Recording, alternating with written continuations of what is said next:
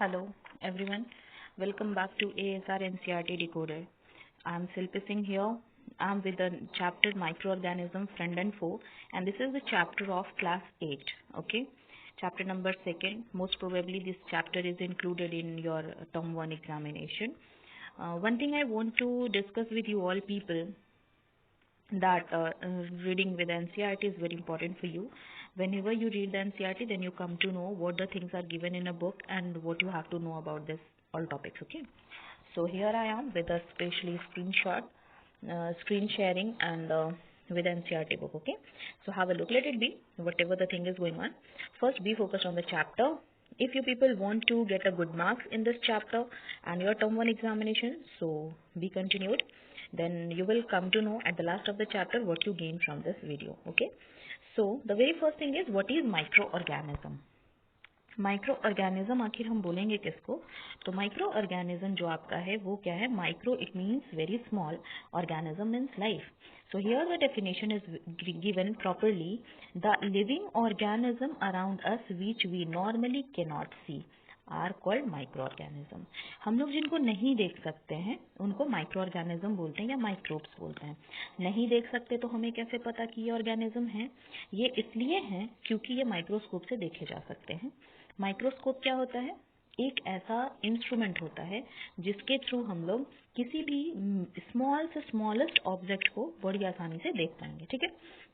Now, for example, you might have observed that during the rainy season, most bread gets spoiled. आप bread पे greyish colour का वो bulb लगते हुए देखे होंगे, या रोटी खराब होते हुए, या फिर कुछ भी आपका जो भी खाने का सामान है वो बरसात के समय में खराब हो जाता है.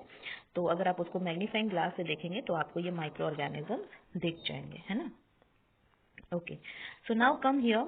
माइक्रो ऑर्गेनिज्म जो है यहाँ पे सबसे स्पेशल यही है कि आप अनएडेड आई से नहीं देख सकते, फिर तो आप उसको आपको देखने के लिए ही चाहिए होगा, है ना. चलिए तो देखते हैं हम लोग कि आखिर इसमें सबसे इम्पोर्टेंट क्या है. माइक्रो ऑर्गेनिज्म को क्लासिफाई किया जाता है 4 मेजर ग्रुप में: बैक्टीरिया, फंगी, प्रोटोजोआ और एल्गी. बैक्टीरिया तो आपको पता ही होगा बैक्टीरिया क्या है. फंगी मतलब होता है खुखड़ी फैमिली, जिसमें से मशरूम शायद आप लोग खाते भी होंगे. ठीक है. और प्रोटोजोआ जो है वो यूनिसेलुलर यूकैरियोट्स ऑर्गेनिज्म होते हैं. और अल्गी मतलब होता है काई. आप बरसात के समय में जो काई लगा हुआ देखें दैट इज अल्गी. तो ये 4 चीजें हैं जो माइक्रो ऑर्गेनिज्म के ग्रुप में रखे जाते हैं. अब रही बात कि अच्छा माइक्रो ऑर्गेनिज्म मतलब वो जिनको हम देख ना पाए. ठीक है. तो माइक्रो ऑर्गेनिज्म मतलब वो जिनको हम देख नहीं पाते हैं. तो क्या ऐसा ऑर्गेनिज्म जिसको हम ना देख पाए वो माइक्रो है? वायरस माइक्रो ऑर्गेनिज्म नहीं है क्या? बिल्कुल है. वायरस भी माइक्रो ऑर्गेनिज्म है, लेकिन फिर इस ग्रुप में उसको रखा क्यों नहीं? क्यों यहाँ तो 4 ही मेजर ग्रुप बना है: बैक्टीरिया, फंगी, प्रोटोजोआ और अल्गी. ठीक है. तो यहाँ पे देखिए साफ साफ बता रहा है कि virus are also microscopic but are different from other microorganism. ये है माइक्रोस्कोपिक लेकिन डिफरेंट है. अब डिफरेंट कैसे हैं? अब इनका यही नहीं पता कि ये वायरस को हम जिंदा माने या मरा हुआ माने. जब ये हवा में उड़े तो मरे हुए हैं, हमारे बॉडी के अंदर हैं तो जिंदा है ना. तो दे रहा है however reproduce only inside the cell of the host organism. मतलब ये हर वो लाइव फंक्शन आपके बॉडी के अंदर दिखाएंगे. वो जिंदा है जब आपके बॉडी के अंदर है, लेकिन जब आपकी बॉडी के बाहर हैं तो वो मर गए, है ना. तो इसलिए क्योंकि ये वैसे ऑर्गेनिज्म माने जाते हैं जिनका लाइफ ही सर्टन नहीं है, फिक्स नहीं है, तो फिर इनको हम माइक्रो ऑर्गेनिज्म के ग्रुप में क्यों रखें, है ना. तो वायरस को इंक्लूड क्यों नहीं किया गया है? क्योंकि ये जो है लाइफ सिर्फ तभी है जब ये हमारे बॉडी के अंदर है या हमारे बॉडी के अंदर ये रिप्रोड्यूस कर सकता है. ठीक है. तो सिर्फ हमारा बॉडी नहीं, बॉडी में बहुत कुछ हो सकता है, जैसे कि बैक्टीरिया के बॉडी के अंदर, प्लांट के बॉडी के अंदर या एनिमल के बॉडी के अंदर. ठीक है ना. तो अब ये वायरस का एग्जाम्पल बताएं. एग्जाम्पल कौन कौन है? तो वायरस का जो आपका एग्जाम्पल है, वायरस का जो एग्जाम्पल है वो क्या है, यहाँ देखिए. जो आपको कॉमन कोल्ड होता है, common cold element like influenza, या फिर कोई भी ऐसा डिजीज जो पोलियो से होने वाला डिजीज है, या चिकन पॉक्स जो है, ये सब हम लोगों को वायरस से होता है. अभी अभी फिलहाल एग्जाम्पल कोरोना. कोरोना कैसे हुआ? वायरस से. वायरस कहाँ से आया? तो वो तो आपको पता ही है, यूहान से आया. अब रही बात कि ये वायरस से प्रॉब्लम क्या हो रही है, तो भाई ये वायरस जैसे ही हम छींक रहे हैं या खांस रहे हैं ना, तो ये हवा में चला जा रहा है और हवा में ऐसे मरा हुआ पड़ा है. ठीक है। लेकिन जैसे ही वो हमारी बॉडी के अंदर आया तो हमारी बॉडी के अंदर वो जिंदा हो गया, फिर हमारे बॉडी के अंदर वो फैलता है, बड़ा होता है, अपना रिप्रोड्यूस करता है, बेबीज बनाता है और फिर हमारी बॉडी पे असर करता है। ठीक है। तो यहाँ पे कुछ कुछ ऐसे एग्जाम्पल्स हैं जो आपको याद करने चाहिए। एक है disease like dysentery and malaria are caused by protozoa. Malaria कौन कराता है? प्लाज्मोडियम।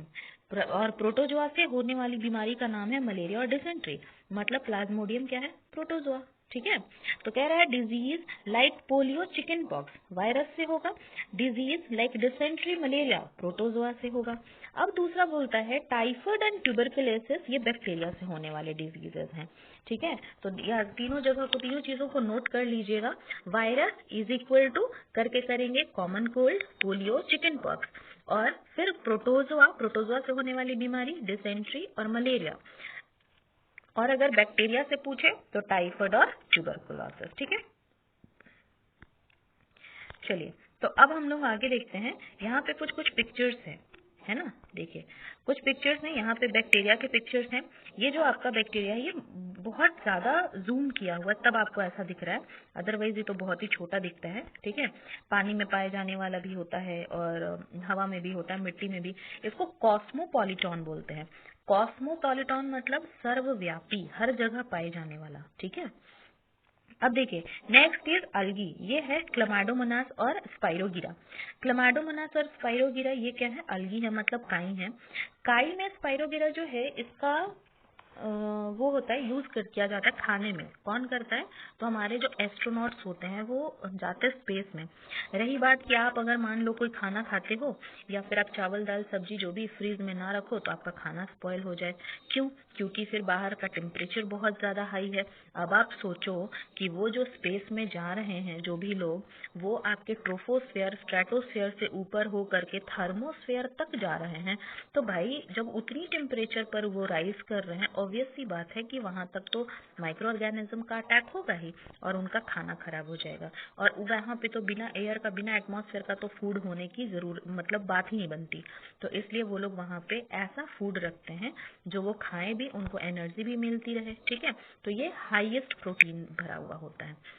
नेक्स्ट आते हैं protozoa, that is amoeba and paramecium. Amoeba वो जो होता है वो क्या होता है? एक सेल का बना हुआ एक ऐसा ऑर्गेनिज्म जो अपना सेल कभी, अपना साइज शेप कभी भी बदल सकता है। इसके पास एक न्यूक्लियस होता है, ये जिधर खाना देखा उधर अपना ये फटाफट से बढ़ना शुरू कर देता है। अब रही बात कि ये क्या है, तो इसको बोलते हैं pseudopodia. Pseudo, PSEUDO, pseudopodia, podia. तो स्यूडो मतलब क्या होता है? स्यूडो मतलब होता है फॉल्स, है ना, और पोडिया मतलब पैर। तो ये हो गया स्यूडोपोडिया। ठीक है। स्यूडोपोडिया से पड़ेगा तो इससे फायदा क्या होगा कि स्यूडोपोडिया जो है वो उनको चलने में हेल्प करता है। Next is paramecium. पैरामीशियम जो होता है वो कैसा होता है? देखिए चप्पल की तरह दिख रहा है, इसलिए इसको बोलते हैं स्लीपर एनिमल क्यूल, है ना। इसके पास आपको दो ठो वो दिखेगा, देखिए दो न्यूक्लियस आपको दिख रहा होगा, एक यहाँ पे है और एक यहाँ पे है ना। देखिए दो न्यूक्लियस है, मैक्रो न्यूक्लियस, माइक्रो न्यूक्लियस। ठीक है। यहाँ पे देखिए दो गेमीट्स भी हैं इनके पास। और ये खाना कैसे खाते हैं? इनका जो सीलिया है ना वो ऐसे माइक्रो ऑर्गेनिज्म को मूव कराने में हेल्प करेगा, ऐसे ऐसे मूव करते चलेंगे। और जब ये मूव कर रहे हैं ना तो ऐसे आके यहाँ पे खाना में चला जाएगा, मतलब खाना ऐसे आ रहा है सीलिया के थ्रू मूव करता हुआ और फिर इसके अंदर। ये इसका फिक्स है, यहाँ माउथ है, साइटोफाइल है, माउथ के अंदर ही ये खाना खाएगा। लेकिन अगर हम बात करें अमीबा की तो अमीबा के साथ ऐसा नहीं है। अमीबा जिधर भी देखा खाना अपना स्यूडोपोडिया उधर फैलाया और वैसे ही उसको इनगल्फ कर लेता है। चलिए नेक्स्ट देखते हैं हम लोग फंगी। नेक्स्ट देखते हैं हम लोग फंगी। फंगी में क्या है? तो फंगी में ये वाला ब्रेड मोल्ड, ये आपको ब्रेड पे मिलेगा। इतना छोटा होता है कि आपको दिखता नहीं है, बट ये ब्रेड पे मिलता है। नेक्स्ट आता है पेनिसिलियम। पेनिसिलियम नोटेटम याद है? पेनिसिलियम हमारा वो पहला पहला दवा है ना, ये एक फंगी है। Next is asparagus, sorry Aspergillus. Asparagus तो वो होता है जो छाता की तरह फूल होता है, खुखड़ी, है ना। तो ये सारी खुखड़ी की फैमिली है। चलिए हम लोग क्या पढ़े? माइक्रो ऑर्गेनिज्म चार तरह के हैं, चारों का नाम हम लोग पढ़ लिए, बैक्टीरिया, प्रोटोजोआ, अल्गी और फंगी। अब ये रहे वो जो कि हमारे माइक्रो ऑर्गेनिज्म के ग्रुप में नहीं है, इनका नाम है वायरस। ये वायरस अलग अलग शेप के होते हैं। ये जो एक वायरस है very important, the green one, इसका नाम है bacteriophage. Bacteriophage, PHAGE, phage, note down करते जाइए। बैक्टीरियोफाज, फाज मतलब होता है खाने वाला, और बैक्टीरियो मतलब बैक्टीरिया खाने वाला। तो जहाँ पे हमारे हिंदू सभ्यता में, हमारे भारतीय संस्कृति में हर जगह पे हमारे भगवान जी से या फिर किसी तरह के रीति रिवाज से हर चीज़ों को जोड़ा जाता है। तो आपको हम शायद, अगर आपने कभी मेरा क्लास किया हो तो मैं आपको बताई भी होंगी हमेशा के लिए कि हमारे हर संस्कृति के पीछे, हर रिवाज के पीछे साइंस होता है। तो एक चीज़ हम लोग, ये कहावत हमेशा सुने हुए हैं कि आपकी गंगा नदी जो होती है, वो गंगा नदी इतनी पवित्र होती है, उसका पानी आप सालों साल रख लो तो गंगा पानी खराब नहीं होती। बाकी दूसरी पानी को अगर आप लंबे समय तक रखते हो तो उसमें स्मेल आ जाती है, वो खराब हो जाती है। रीजन ये बताया जाता है कि जो हमारी गंगा नदी है वो शिव जी के जटा से बाहर आई है, मतलब भगवान के शुद्ध बाल से बाहर आई है, इसलिए वो ठीक है। दूसरा ये रीजन बताया जाता है कि हमारे पर्वतों पे, पहाड़ों पर बहुत सारे ऐसे पेड़ पौधे पाए जाते हैं, जड़ी बूटी पाई जाती है, जिससे होता हुआ वो पानी आता है, इसलिए वो ऐसा है। तीसरा रीजन ये है, पहला तो शायद भगवान जी वाला वो कुछ लोग मानते हैं, कुछ नहीं भी मानते हैं। रही बात जड़ी बूटी की, तो लोगों का कहना है कि भाई अगर पानी जड़ी बूटी के ऊपर से बह के आ रही है तो वो पौधा तो गल जाना चाहिए, क्योंकि मैक्सिमली पौधा के ऊपर अगर पानी बहता है तो वो गल जाता है। रीजन है ये बैक्टीरियोफाज। बैक्टीरियोफाज, ये ग्रीन वाला जो वायरस आप देख रहे हो, ये जो है क्या करता है, बैक्टीरिया को खा जाता है। और कोई भी चीज खराब कब हो रही है, फंगी से, प्रोटोजोआ से, बैक्टीरिया से, वायरस से, है ना, और ये आपका हो गया अलगी से। अलगी तो काई पानी में होगा नहीं, फंगी खुखड़ी जो होता है वो बहते पानी में होता नहीं है। रही बात प्रोटोजोआ की, तो प्रोटोजोआ यहाँ रहेंगे नहीं, रहेगा कौन, माइक्रो ऑर्गेनिज्म में बैक्टीरिया, और बैक्टीरिया को ये खा जाएगा। तो जब बैक्टीरिया ही नहीं रहेंगे तो पानी हमारा शुद्ध रहेगा। आ गई बात समझ में? तो ये बैक्टीरियोफाज है। इसका इस्तेमाल हम लोग जेनेटिक इंजीनियरिंग में भी करते हैं। इसके अंदर हम लोग इसका जो कैप्सीड है, जो आप ये हेड वाला पोर्शन देख रहे हो, ये हेड पोर्शन, हेड में जो होता है प्रेजेंट होता है यहाँ पे इनके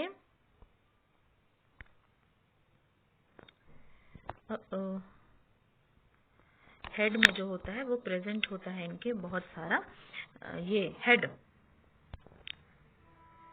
एक मिनट बेटा, दिस वन, ठीक है। ये जो है कैप्सीड, इसमें हम कोई भी जेनेटिक मटेरियल इंसर्ट करेंगे, और ये जेनेटिक मटेरियल जो है वो जिसके पास हम भेजना चाहें उसकी बॉडी में इंसर्ट कर सकते हैं। तो ये जेनेटिक इंजीनियरिंग में काम आता है। खैर अभी आप लोगों को जेनेटिक इंजीनियरिंग पढ़ना भी नहीं है तो हम लोग ये बात ही नहीं करते हैं। चलिए आगे आते हैं, आखिर where do this microorganism live, रहते कहाँ हैं भाई ये? तो माइक्रो ऑर्गेनिज्म कहीं भी रह सकते हैं। Microorganism may be single cell like bacteria, some algae, okay,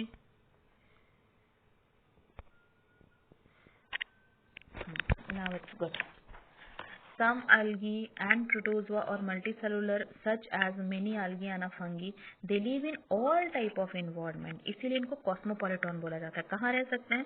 ice cold climate में रह सकते हैं, हॉट स्प्रिंग में रह सकते हैं, डेजर्ट में रह सकते हैं, मार्सी लैंड में रह सकते हैं, मतलब कहीं भी। बर्फ में दे दो रह लेंगे, गर्म जगह पे दे दो रह लेंगे, रेगिस्तान में भेज दो रह लेंगे, दलदल में भेज दो रह लेंगे। इवन वो inside the body of animal including human, हमारे बॉडी के अंदर में भी रहते हैं, मतलब वो कहीं पे भी रह लेंगे। इसलिए इनको क्या बोला जाता है? कॉस्मोपॉलिटन, ठीक है, कॉस्मोपॉलिटन। कॉस्मोपॉलिटन मतलब होता है हर जगह पाया जाने वाला, सर्वव्यापी। Next is micro organism around us. तो अब रही बात, भाई ये माइक्रो ऑर्गेनिज्म है तो पता चल गया, कहाँ रहेगा ये भी पता चल गया। इससे फायदा है या नुकसान है? तो देखो, दुनिया में कोई भी ऐसी चीज बनी नहीं है जो नुकसान के लिए ही हो, फायदे के लिए भी है। And excess of everything is dangerous, है ना, तो वो फायदा के साथ साथ नुकसान भी कराएगा। चलिए तो हम लोग देखते हैं आखिर इससे हमको फायदा है कि क्या है। तो माइक्रो ऑर्गेनिज्म दो तरह को हम लोग बोल सकते हैं, एक हो गए good micro organism, bad micro organism, या बोल सकते हैं हम लोग फ्रेंडली माइक्रो ऑर्गेनिज्म और फो माइक्रो ऑर्गेनिज्म। तो ये रहे हमारे दोस्त। है ना। दोस्त का क्या है कि ये अलग अलग पर्पज से यूज किए जाते हैं, दही बनाना हो, दूध बनाना हो, ब्रेड बनाना हो, केक बनाना हो, इस्तेमाल किए जाएंगे। ठीक है, तो ये माइक्रो ऑर्गेनिज्म जो है वो बहुत पुराने समय से अल्कोहल बनाने में भी इस्तेमाल किए जाते हैं। They are also use in a cleaning up the environment. ये बहुत इंपॉर्टेंट है, क्लीनिंग अप इन्वायरमेंट। आप जानते होंगे कि कोई ऑर्गेनिज्म मर गया, मान लीजिए कि कोई जानवर मर गया, रोड एक्सीडेंट में एक छोटा सा जानवर का बच्चा मर गया, उसको रोड किनारे फेंक दिया जाता है। कुछ दिनों बाद वो महकने लग जाता है, सड़ने लग जाता है, तो हम लोग कहते हैं वो सड़ रहा है। सड़ कैसे रहा है भाई? तो कहने का मतलब है कि उसकी बॉडी में माइक्रो ऑर्गेनिज्म जो है वो ग्रो कर रहे हैं और माइक्रो ऑर्गेनिज्म उसकी बॉडी को धीरे धीरे खा रहे हैं, जिसकी वजह से उसकी बॉडी डिकम्पोज हो रही है। आ गई बात समझ में? तो ये जो है क्लीन करने में भी इन्वायरमेंट को काम आते हैं। हमने जो कचरा फैलाया, धीरे धीरे वो कचरा गल करके मिट्टी में ह्यूमस बन जाएगा और मिट्टी में खाद बन के हमारे पौधों को फायदा पहुंचाएगा। कौन किया ये काम? कौन गलाया उनको? तो माइक्रो ऑर्गेनिज्म। कोई जानवर मर जाता है या फिर मान लीजिए हम लोग जो जो भी जानवर को दफना दिया करते हैं, ठीक है, हमारे पास अगर हमारा पेट है वो डेथ कर गया तो हम उसको मिट्टी में दफना देंगे। कुछ समय बाद जब हम जाएंगे तो हमें मिलेगा कि वहाँ पे दफन किया हुआ जो एनिमल है उसकी बॉडी खत्म हो गई, बोन्स बचते हैं और कुछ समय बाद बोन्स भी नहीं बचते। ठीक है, तो कैसे क्या हो गया भाई? तो उनके बॉडी के अंदर प्रेजेंट जो माइक्रो ऑर्गेनिज्म थे होने लग गए, धीरे धीरे उनकी बॉडी को खाने लग गया। So for example, the organic waste vegetable peel remain of animals feces। feces मतलब क्या होता है? The waste of the body. ठीक है, फीसेस मतलब क्या होगा? Waste of the body. Body से जो एक्सक्रीटा निकाला जाता है, ठीक है, उसको फीसेस बोलते हैं। और कोई भी चीज को ये ब्रोक डाउन करने में हेल्प करते हैं। ठीक है, broken down into a harmless and usable substance by bacteria. और इससे क्या होगी? तो भाई एक फायदा हो सकता है, हमारे मिट्टी को बड़ा फायदा है, सॉइल की फर्टिलिटी बढ़ गई। सॉइल की फर्टिलिटी कैसे बढ़ गई? तो दो तरीके से। पहला तरीका क्या था? तो पहला तरीका तो ये था हमारा कि हमारे इन्वायरमेंट को क्लीन कर दिया। ठीक है, दूसरा तरीका हमारा क्या है? तो दूसरा तरीका है नाइट्रोजन को फिक्स करके। अब रही बात नाइट्रोजन को कैसे फिक्स करते हैं। नाइट्रोजन को फिक्स करने के लिए हमारे माइक्रो ऑर्गेनिज्म जमीन के अंदर प्रेजेंट होते हैं, हवा से नाइट्रोजन पकड़ते हैं और मिट्टी के अंदर जमा देते हैं। मिट्टी में जब हम लोग पानी डालेंगे तो वो नाइट्रोजन पानी में घुल जाएगा और घुल करके वो पानी के साथ साथ पौधे को मिल जाएगा।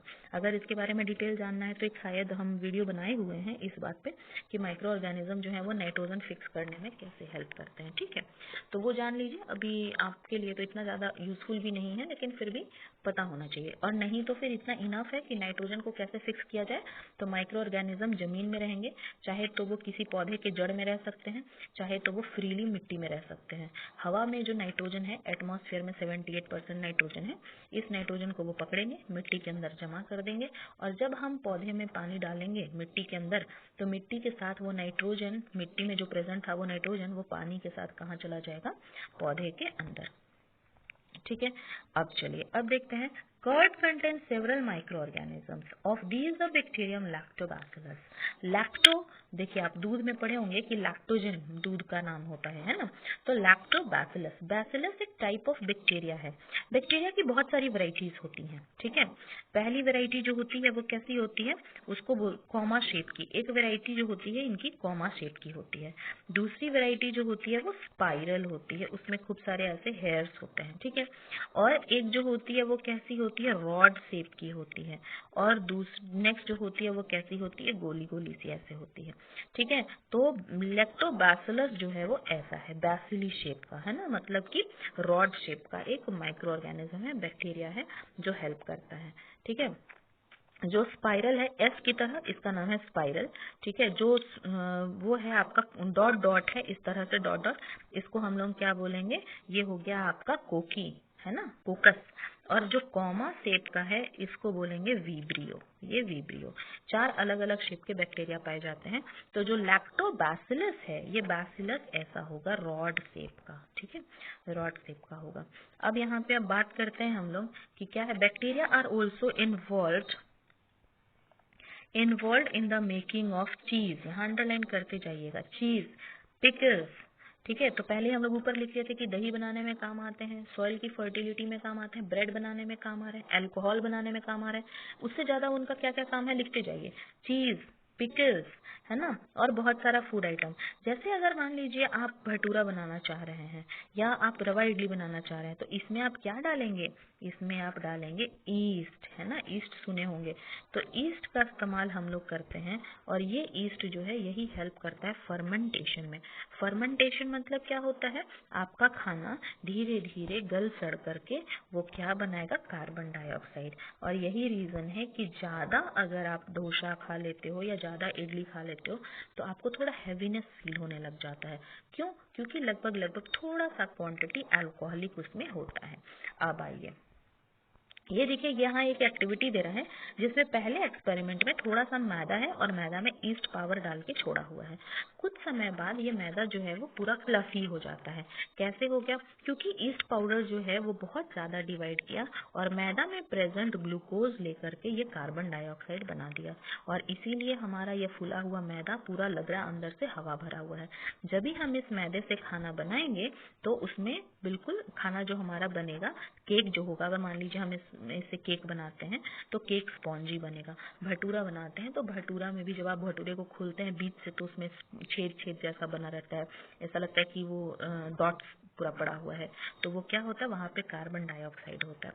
सेम चीज़ अगर हम केक की बात करें तो मान लीजिए आप केक का बैटर रेडी किए, केक का बैटर रेडी करके उसमें ईस्ट डाल दिए या ईस्ट नहीं भी तो आप बेकिंग सोडा बेकिंग पाउडर डाल दिए और उसको जब आप गर्म करते हैं तो उसमें CO2 भरा होता है। CO2 is a gaseous content. तो जैसे ही वो पकता है आपका केक तो वो गैस जो है वो गर्म होकर निकल जाता है और अपनी जगह को खाली छोड़ देता है, इसीलिए आपका केक स्पॉन्जी बनता है। ठीक है, चलिए आगे देखते हैं। तो आगे क्या बोलता है, east reproduces rapidly and produce carbon dioxide during respiration। हम लोग पढ़े थे, अभी हम आपको बताएं कि ईस्ट जो है वो बहुत जल्दी जल्दी डिवाइड करेगा और कार्बन डाइऑक्साइड बनेगा। Bubbles of the gas fill the dough and increase its volume. और यही गैस जो है वो मैदा में जमा रह जाएगा और फिर आपके वॉल्यूम को बढ़ा देगा, मतलब मैदा के वॉल्यूम को बढ़ा देगा।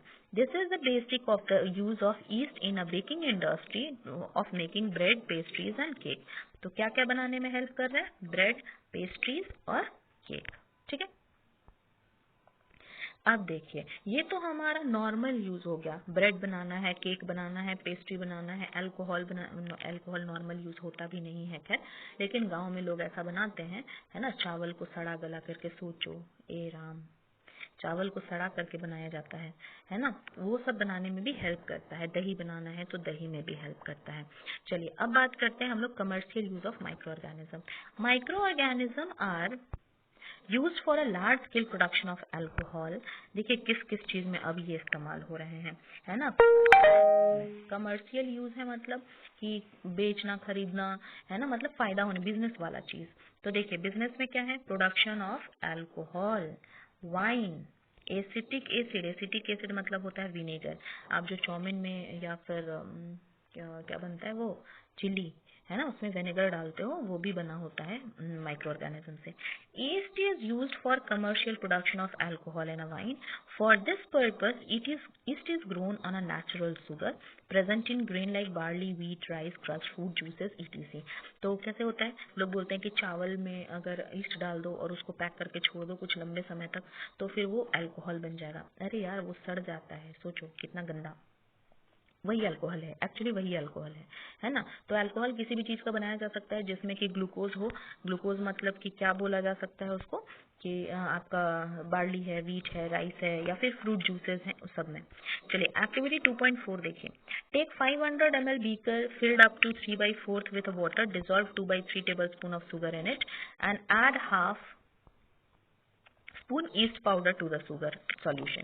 और उसको छोड़ दीजिए, चीनी लीजिए, चीनी में ईस्ट पाउडर डाल करके घोल के छोड़ दीजिए। देखिए कुछ समय बाद बहुत गंदा महकेगा। क्यों, क्योंकि चीनी में है ग्लूकोज और ईस्ट का काम है ग्लूकोज का खत्म करना ग्लूकोज को और उससे कार्बन डाइऑक्साइड बनाना। ठीक है, चलिए अब एक सबसे इम्पोर्टेंट पॉइंट यहाँ आता है आपका फर्मेंटेशन।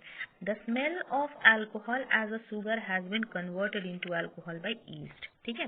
तो जो स्मेल था अल्कोहल का वो कैसे बना, शुगर को अल्कोहल में बदल दिया गया। कौन बदला? ईस्ट बदला। अब सबसे इम्पोर्टेंट डेफिनेशन यहाँ से स्टार्ट होता है, the process of conversion of sugar into alcohol is called fermentation. कोई पूछे फर्मेंटेशन क्या है, तो fermentation is a process of conversion of sugar into alcohol, इसको हम फर्मेंटेशन बोलते हैं। ठीक है, चलिए अब देखते हैं मेडिसिनल यूज। ये तो हमारा फायदा हो गया, पहले तो हमारे खाने पीने में यूज आए, दूसरा हम लोगों को वो इस्तेमाल आए बिजनेस में, ठीक है, मतलब खरीद बिक्री करने में। अब उनका दवा भी बनाया जाता है, बिल्कुल बनाया जाता है। When you fall ill the doctor ने give you some antibiotics tablet. Antibiotics जो होता है वो क्या होता है, तो एंटीबायोटिक एक तरह का मेडिसिन है जो आपको डॉक्टर देता है आपकी बॉडी को डिजीज फ्री करने के लिए। ठीक है, तो ये सोर्स जो है इसका कौन है, सोर्स भी है आपका माइक्रो ऑर्गेनिज्म। ठीक है, तो यहाँ पे लिखेंगे, देखते हैं, द मेडिसिन किल और stop the growth of the disease causing micro organism. कौन वाली मेडिसिन, कोई भी आपको एंटीबायोटिक्स डॉक्टर देता है, एंटीबायोटिक क्या करता है, तो आपके मेडिसिन जो होते हैं एंटीबायोटिक वो किल कर देंगे या स्टॉप कर देंगे डिजीज कॉजिंग माइक्रो ऑर्गेनिज्म को, और ऐसे ही मेडिसिन को एंटीबॉडी बायोटिक्स बोला जाता है। बायोटिक्स बाहर से खरीदे हैं, आप उसको बॉडी के अंदर खाएंगे और वो बॉडी के अंदर काम करेगा, एंटीबायोटिक्स। और एंटीबॉडी वो आप ही की बॉडी में बनेगा और माइक्रो ऑर्गेनिज्म को किल करेगा, तो वो एंटीबॉडी है। आप बाहर से अगर मेडिसिन खा रहे हो और वो माइक्रो ऑर्गेनिज्म को किल कर रहा है तो वो एंटीबायोटिक्स है। ठीक है, देखिए, these days a number of antibiotic are being produced for bacteria and fungi, streptomycin, यहाँ नाम कुछ कुछ नोट कर लेंगे, नाम है स्ट्रेप्टोमाइसिन, टेट्रासाइक्लिन एंड इरिथ्रोमाइसिन। ठीक है, ये 3 ऐसी दवाएं हैं जो आपको दी जाती हैं एंटीबायोटिक के नाम पे, और ये दवाएं जो है वो क्या करेंगी, आपकी बॉडी में अगर बैक्टीरिया है तो मार दिया, आपके बॉडी में अगर फंगी है तो मार दिया, आपके बॉडी में अगर ये प्रोटोजोआ है तो मार दिया, है ना। तो इनका काम होता है आपके बॉडी के अंदर प्रेजेंट माइक्रो ऑर्गेनिज्म को किल कर देना। तो ये कौन से मेडिसिन हुए, एंटीबायोटिक्स। याद रहे, एंटीबॉडी आपके बॉडी में बनता है, एंटीबायोटिक्स ये बाहर बनता है। In 1929, Alexander Fleming was working on a culture of disease-causing bacteria. Suddenly, he found the spores of a little green mold in one of his culture plate. He observed that the presence of mold prevented the growth of bacteria. In fact, it also killed many of these bacteria. From this, the mold penicillin was prepared. अब देखिए, Alexander Fleming जो है, वैसे तो खैर ये बहुत कुछ नया खोज किए थे, लेकिन ये वाला खोज उनका लक बाई चांस खोज था। कैसा खोज था, तो ये बैक्टीरिया पे काम कर रहे थे, खूब सारा इनका कल्चर प्लेट था। कल्चर प्लेट मतलब वैसे पेट्री डिश होता है जिसके ऊपर रखा रहता है बहुत सारा बैक्टीरिया। तो वो एक्सपेरिमेंट कर रहे थे और उनका एक्सपेरिमेंट सफल नहीं हो रहा था, तो उन्होंने कुछ डिस्कार्डेड पेट्री डिश रखी थी, ठीक है, जिसको हम लोग बोल सकते हैं कि कल्चर प्लेट रखा था, कल्चर मीडियम। डिस्कार्डेड मतलब उनके एक्सपेरिमेंट में वो काम नहीं आया, बर्बाद हो गया, उनका एक्सपेरिमेंट सफल नहीं हुआ, तो वो उसको साइड रख दिए। लेकिन थोड़े दिन बाद वो देखे कि उस पे ग्रीन ग्रीन कलर का कुछ डॉट बन रहा है ना, और जितना दूर पर ग्रीन है उतना दूर पे बैक्टीरिया खत्म हो गया। तब पता चला, अच्छा कुछ ऐसा चीज है जो बैक्टीरिया को भी मार सकता है। कौन मार सकता है, तो पेनिसिलिन। और ऐसे ही पेनिसिलिन जो है वो प्रिपेयर किया गया कि अगर आपकी बॉडी में भी बैक्टीरिया है तो ये पेनिसिलिन आपकी बॉडी के अंदर भी बैक्टीरिया को मार देगा। तब फिर जितने भी बैक्टीरियल डिजीज होने लगे, उस डिजीज को मारने के लिए हमारे पास रेडी हो गया मेडिसिन। ठीक है, commonly known as antibiotics which are made from fungi and bacteria. तो ये अंडरलाइन कर लीजिए, एंटीबायोटिक्स किससे बना होता है, fungi or bacteria. The antibiotics are manufactured by growing specific microorganism are used to cure a variety of disease. Microorganism को बड़ा किया जाता है, उसका फिर यूज किया जाता है किसी किसी डिजीज को खत्म करने में। Antibiotics are even mixed with the feed of livestock and a poultry to check microbial infection in animal. Antibiotics का इस्तेमाल हम कहाँ कर पाएंगे, हम तो बीमार पड़े, हम डॉक्टर पास चले जाएं तो डॉक्टर हमको दवा दे दे, हम खा लिए।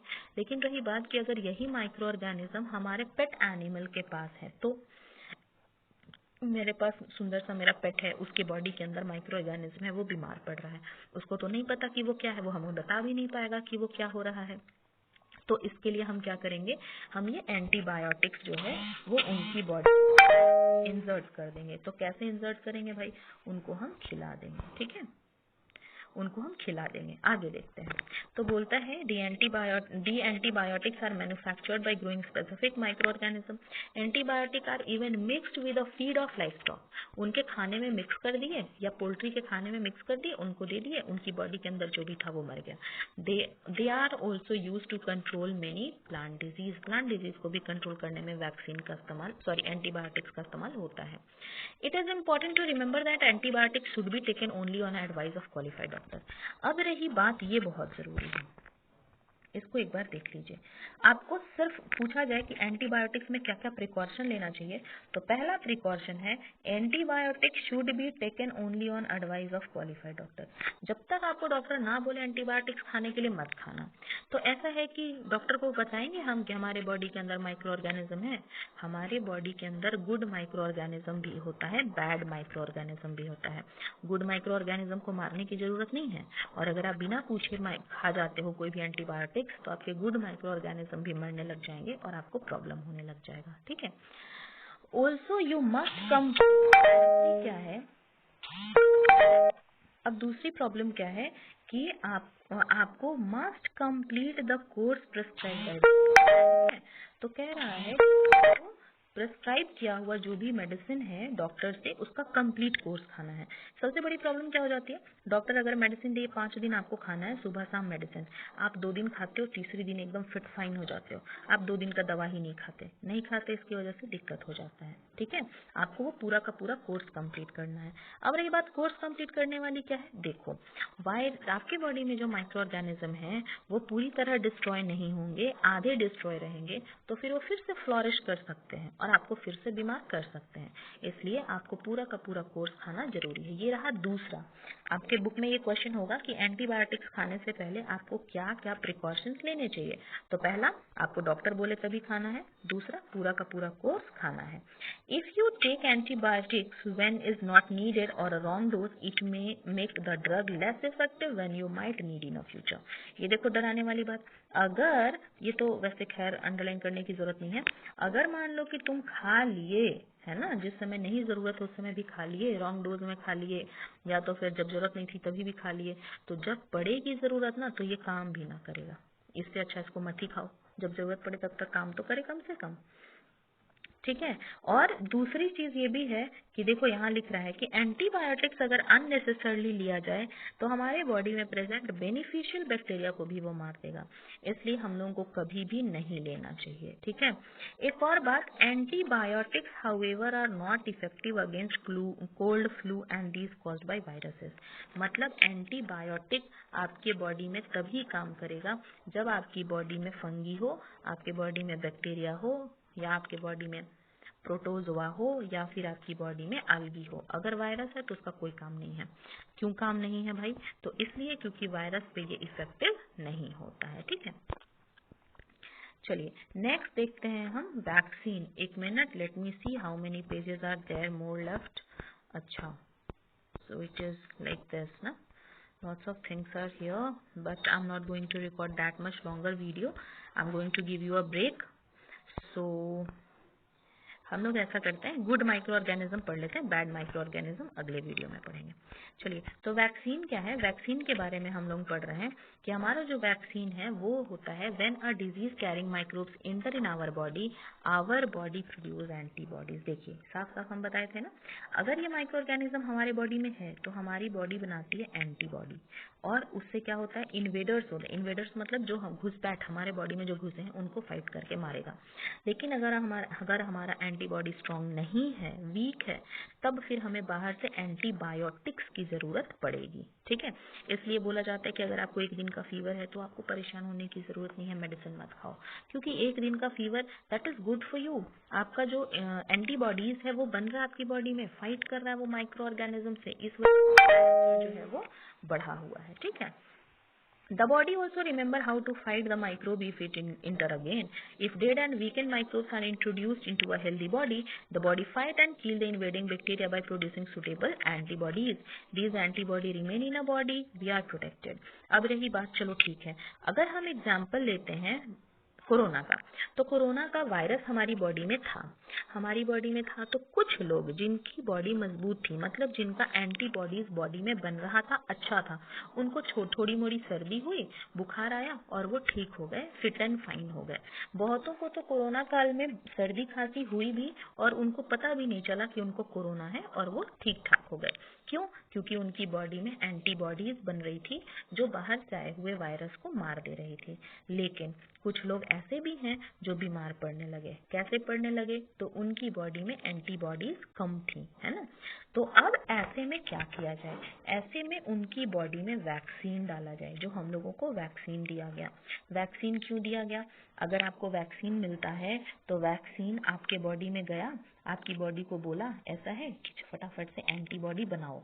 वो वीक है तो क्या हुआ? जो वैक्सीन लिए हैं वो उसको स्ट्रॉन्ग कर देता है और हमारी बॉडी में बहुत ज़्यादा एंटीबॉडीज बनने लग जाते हैं, फिर हम फिट एंड फाइन हो जाते हैं। तो देखिए यहाँ पे क्या बोलता है ना, बोलता है कि डेड या weak microbe introduce into a healthy body. मरा हुआ या कमजोर माइक्रोब हमारी बॉडी में डाला जाता है और इसी को वैक्सीन बोलते हैं। आपको याद होगा जब आप कोरोना का वैक्सीन लिए थे तो आपको पता होगा कि उस दिन जैसे आप सुई लिए, आपको बुखार आया, आपको बिल्कुल कोरोना वाला लक्षण आया। क्यों? क्योंकि एक्चुअली वो आपको सुई के नाम पे कोरोना वायरस ही दिया जा रहा था और कोरोना वायरस या तो मरा हुआ या तो कमजोर, ताकि कमजोर कोरोना वायरस को देख करके आपका WBC उससे फाइट करे और अगली बार जब भी उसके पास कोरोना वायरस आए तो वो पहले फाइट किया रहेगा, उसकी प्रैक्टिस रहेगी तो आपकी बॉडी को बचा लेगा। ठीक है, चलिए आगे देखते हैं। तो बोलता है in your childhood from the disease causing microbes ever, this is how a vaccine work. और ऐसा ही वैक्सीन काम करता है। कैसे करता है? वैक्सीन जो है वो मरा हुआ या कमजोर माइक्रो ऑर्गेनिज्म ही है। अगर आपकी बॉडी में वायरस है तो वायरस ही डाला जाता है, अगर आपकी बॉडी में बैक्टीरिया है तो आपकी बॉडी को बैक्टीरिया ही दिया जाता है, लेकिन कमजोर, ताकि आपकी बॉडी समझे कि ये रियल वाला है और उसे फाइट करने लग जाए। धीरे धीरे आपकी एंटीबॉडी स्ट्रांग हो जाएगी और वो रियल वाले से भी फाइट कर लेगी, है ना। This is how a vaccine work. Several disease including cholera, tuberculosis, smallpox, hepatitis, ये सारी इस तरह से वैक्सीनेशन है। ये जो एनसीईआरटी बुक है ये कोरोना काल से पहले का है, इसलिए इसमें कोरोना इन्वॉल्व नहीं है। जब भी ये फिर से रिप्रिंट होगा तो आई एम वेरी श्योर कि इसमें कोरोना का भी मेंशन होगा, क्योंकि वैक्सीन का एक अच्छा खासा जो आप विजिबल अभी आप देखे हो चेंजेस या उसका इफेक्ट, दैट इज कोरोना। तो ये आते हैं एडवर्ड जेनर, नेक्स्ट आते हैं Edward Jenner discover the vaccine for smallpox in 1798। Edward Jenner, अब ये ऐसे आदमी है ना कि ये एक्सपेरिमेंट के दाता माने जाते हैं, ये कहीं भी एक्सपेरिमेंट कर लिया करते थे। तो ये स्मॉल पॉक्स ढूंढे थे। अब ये स्मॉल पॉक्स क्या होता है? स्मॉल पॉक्स क्या होता है? स्मॉल पॉक्स मतलब होता है चेचक, जिसको आप छोटी माता के नाम से जानते हो। जब एडवर्ड जेनर की लाइफ थी, मतलब वो जिंदा थे, तब दो तरह का चेचक हुआ करता था। एक को बोलते थे काउ पॉक्स, एक को बोलते थे चिकन पॉक्स या स्मॉल पॉक्स। काउ पॉक्स जो होता था वो बड़ा बड़ा फोड़ा होता था, उसके अंदर पश भरा होता था और उस पश से धीरे से खून निकले और फिर उसमें से पश निकलता था और वो बड़ा सा गड्ढा स्किन पे छोड़ जाया करता था। जबकि स्मॉल पॉक्स जो है वो छोटे छोटे दाने निकलते थे और वो दाने पकते थे, फिर फूट जाते थे, फिर धीरे धीरे उनकी बॉडी फिट हो जाया करती थी और दाग भी धीरे धीरे चला जाया करता था। तो एडवर्ड जेनर जो है ना वो देखे कि कुछ लोग जो गाय का सेवा करते हैं या गाय जो ग्वाला लोग हैं, जो गाय से दूध लाते हैं या गाय की गोबर साफ करते हैं या फिर गाय के आसपास रह रहे हैं, उन लोगों को काउ पॉक्स हुआ है। ठीक है, काउ पॉक्स हुआ है मतलब बड़ा वाला, ये तो ये नीचे आ गए ना।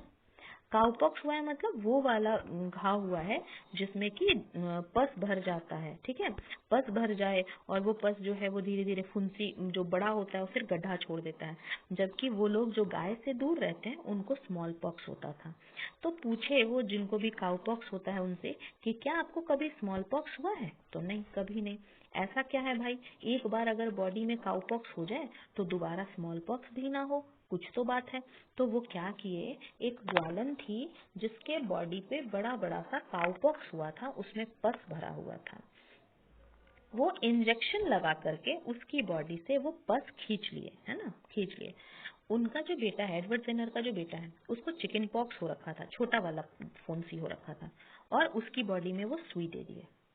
अब उसकी बॉडी में सुई दिए तो पहले दिन तो उसको बुखार आया, वोमिटिंग्स हुए, उसके बाद फिर धीरे धीरे उसके फुंसी जो है वो बड़े होने लगे।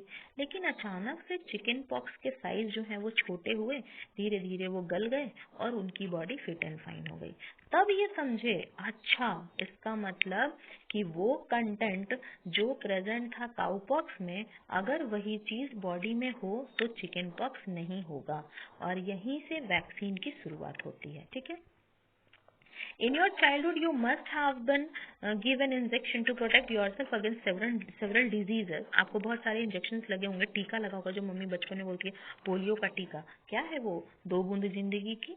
वो जो 2 बूंद है वो वैक्सीन है, वो आपकी बॉडी में दिया गया। पोलियो होता वायरस से है और वही वायरस आपकी बॉडी में डाला गया ताकि आपकी बॉडी जो है वो एंटीबॉडी बनाए और आपकी बॉडी को एकदम रेडी रखे। जब कभी भी वायरस आएगा पोलियो का, उससे फाइट कर ले, आपकी बॉडी को बचा ले। ठीक है। तो यहाँ पे कह रहा है कि न्यूज़पेपर में या फिर टीवी में हर जगह पे एडवर्टीजमेंट आता है कि वैक्सीन कैसा है। आप देखे होंगे कोरोना के समय पे कितना वैक्सीन का एडवर्टीजमेंट चल रहा था।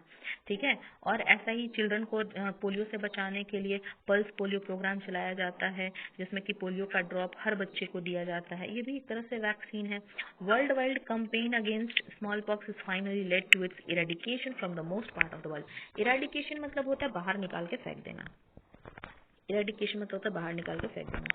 तो स्मॉल पॉक्स का इतना टीका लगा है, इतना टीका लगा है कि धीरे धीरे हर किसी की बॉडी में से वो वायरस खत्म होने लगा है। तो आज के समय में चिकन पॉक्स जो है वो बहुत कम मात्रा में अवेलेबल है। These days vaccines are made on a large scale from microorganisms to protect human and other animals from several diseases. आज के समय में तो वैक्सीन खैर बन ही रहा है। चलिए नेक्स्ट इस्तेमाल देखते हैं। माइक्रो ऑर्गेनिज्म का पहला इस्तेमाल कहाँ था? हमारे किचन में दही बनाना, फिर ब्रेड बनाना, फिर हमारा केक बनाना, ये सब में। उसके बाद अल्कोहल वाइन बनाने में इस्तेमाल हुआ था। उसके बाद फिर मेडिसिन बनाने में इस्तेमाल हुआ था। उसके बाद फिर वैक्सीन बनाने में इस्तेमाल हुआ था। ठीक है। तो ये हो गया। अब आते हैं सॉइल की फर्टिलिटी बढ़ाने में। Some bacteria are able to fix nitrogen from atmosphere to enrich soil with nitrogen and increases fertility. जैसा कि हम बताएं कि कुछ माइक्रो ऑर्गेनिज्म जो है वो जमीन के अंदर रहेंगे, मिट्टी में रहेंगे, एटमॉस्फेयर से नाइट्रोजन पकड़ेंगे, मिट्टी में नाइट्रोजन जमा कर दिए। अब नाइट्रोजन में मिट्टी में जो नाइट्रोजन है वो बढ़ गया, मतलब मिट्टी जो है वो रिच हो गई। किससे रिच हो गई? नाइट्रोजन रिच हो गई। अब वो धीरे धीरे नाइट्रोजन जो है वो पूरे प्लांट को भेज दिया जाएगा। These microbes are commonly called biological nitrogen fixer. Underline कर लीजिए, the organism which fix nitrogen in a soil are called nitrogen fixers. ठीक है। अब आते हैं क्लीनिंग इन्वायरमेंट। तो यहाँ पे आपको बता रहा है कि आपके घर में सारे कचरे को, जो भी चीज डिकम्पोज हो रहा है, उसको साफ करने में कौन हेल्प कर रहा है? तो वो हेल्प कर रहा है आपका माइक्रो ऑर्गेनिज्म। जैसे देखा गया कि यहाँ बताया जा रहा है कि बूझो और पहेली है, वो देखते हैं कि जिनका गार्डनर है वो खाद बना रहा है। खाद कैसे बनाता है? तो पूछा तो वो बताते हैं कि पूरे पौधे का जो भी पार्ट बचा, वो सब्जी का छिलका, फ्रूट्स का छिलका, आसपास के जगह से कलेक्ट करते हैं, उसको एक गड्ढे में डाल देते हैं। कुछ दिन बाद वो सड़ गल के खाद बन जाता है। तो कैसे सड़ा? ये कौन सड़ाया? Microorganism. ठीक है। तो कह रहा है, देखिए, dead organic matter in a form of decaying plant and sometimes dead animal are on a ground, you find it that they disappear after some time. आप देखे होंगे अगर कोई सड़ा हुआ पौधा गिर जाए, सूखा हुआ, या फिर कोई एनिमल मर जाए, तो कुछ समय बाद वो धीरे धीरे गायब हो जाते हैं। क्यों? क्योंकि उनको, because the microorganism decompose dead organic waste of plant and animal converting them into simple substances. उनको तोड़ तोड़ करके मिट्टी में मिला देता है। ठीक है। These substance are again used by other plant and animal. और मान लो कि कोई पौधा है, वो या हमारी बॉडी है, हमारे बॉडी में मान लो कि बहुत सारा सेल है, सेल प्रोटीन लिपिड से बना हुआ है, बहुत सारा नाइट्रोजन होगा, बहुत सारा कार्बन होगा, बहुत कुछ होगा हमारी बॉडी में। अगर हम मर जाते हैं, हमारी बॉडी को दफना दिया जाता है, तो हमारी बॉडी से ये सारा नाइट्रोजन, सल्फर और फिर आयरन, ये सारी चीजें मिट्टी में घुल जाएंगी और फिर दूसरा पौधा जो है वो इसका इस्तेमाल कर लेगा। ठीक है। Okay, so I am quitting it here. In next video we are going to continue from harmful effect of microorganism. This is not that much tougher, okay, but it is important. Some points are very important given here. That is here the nitrogen cycle. We will read it later on. Okay, So thank you everyone, और bye.